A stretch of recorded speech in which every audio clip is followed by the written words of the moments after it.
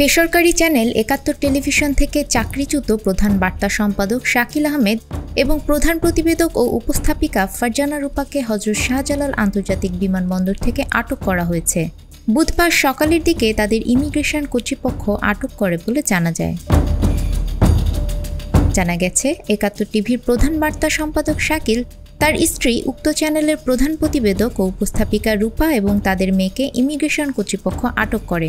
পরবর্তীতে তাদের ডিবির কাছে হস্তান্তর করা হয়।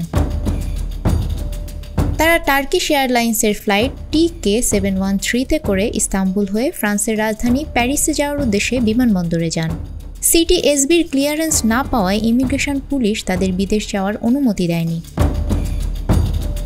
গত ৮ আগস্ট ৭১ টেলিভিশনের ব্যবস্থাপনা পরিচালকের পক্ষে মুস্তাফা আজাদ স্বাক্ষরিত এক বিজ্ঞপ্তিতে জানানো হয়, ৭১ মিডিয়া লিমিটেডের ব্যবস্থাপনা কর্তৃপক্ষের সিদ্ধান্ত ও নির্দেশনা অনুযায়ী ৮ আগস্ট ২০২৪ থেকে Shakil Ahmed, head of news, Farzana Rupa, principal correspondent ও প্রেজেন্টারকে চাকরি থেকে অব্যাহতি দেয়া হলো।